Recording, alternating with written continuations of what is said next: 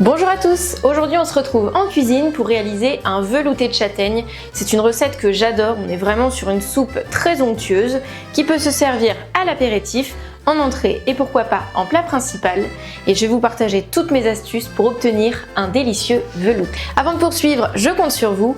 N'hésitez pas à laisser un petit commentaire, à vous abonner sur Facebook, Instagram, YouTube, mais aussi à la newsletter et à partager. Vous êtes de plus en plus nombreux et ça fait vraiment plaisir. Pour les châtaignes, je les achète en conserve, ça coûte un peu moins cher que les fraîches, c'est assez simple d'utilisation et l'avantage c'est qu'elles sont déjà cuites.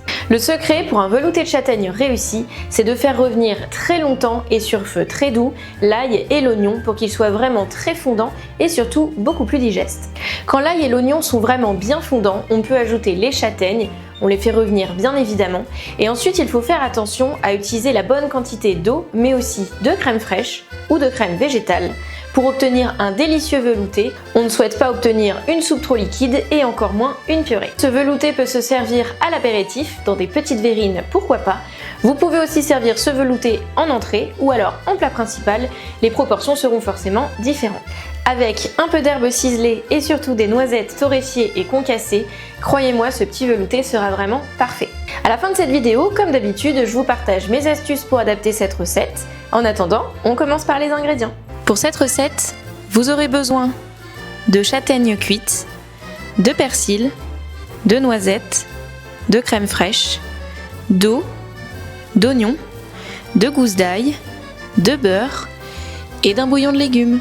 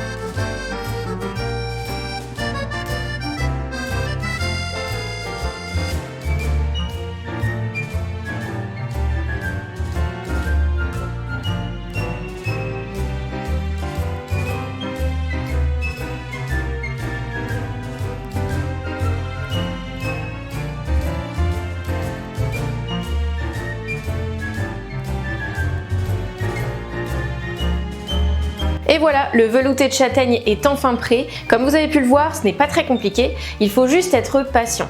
Comme je vous le disais, le secret pour obtenir un délicieux velouté, c'est de faire revenir les oignons vraiment très longtemps et sur feu très doux. Il faut vraiment qu'ils soient bien fondants, ça sera plus digeste et surtout beaucoup plus savoureux. Faites attention à ne pas ajouter trop d'eau, on est vraiment sur un velouté donc très onctueux, pas trop liquide mais c'est pas une purée non plus. Maintenant, selon le feu de cuisson que vous utilisez, si nécessaire, n'hésitez pas à rajouter un petit peu plus d'eau et pourquoi pas un petit peu de crème fraîche. Pour le choix de la matière grasse, je vous conseille de la crème fraîche et pourquoi pas de la crème végétale, ce sera tout aussi bon et ça donnera de l'onctuosité à cette recette. Si vous ne souhaitez pas ajouter de crème fraîche ou de crème végétale, je vous conseille de remplacer la quantité de crème par de l'eau de cuisson tout simplement. En revanche, pour un délicieux velouté, c'est quand même la crème qui donne cette bonne texture. Pour ajouter un peu de chic à cette recette, n'hésitez pas à ajouter une petite tuile de parmesan. C'est vraiment très simple à faire, la recette est sur mon blog culinaire et franchement, le rendu est top. Si vous n'aimez pas les noisettes, ça peut être d'autres fruits oléagineux, amandes, pistaches et pourquoi pas noix de pécan. Je vous conseille quand même de bien les faire torréfier, c'est-à-dire les faire revenir à la poêle un petit peu, sans matière grasse. Ça va donner un bon petit goût à ces graines. Ensuite, vous les concassez grossièrement et vous les parsemez sur votre velouté. Les herbes aromatiques, évidemment, ça donne du peps et des saveurs à vos plats. Coriandre ou persil, faites-vous plaisir. Merci d'avoir regardé cette vidéo, j'espère que cette recette de velouté chic et gourmand aux châtaignes vous aura plu. Retrouvez la fiche recette, la vidéo et mes astuces sur mon blog culinaire et n'hésitez pas à partager, à laisser des commentaires et à vous abonner. Et rendez-vous sur mon blog, il y a plein d'autres recettes de soupes et veloutés pour toutes les saisons. Bon appétit et à bientôt!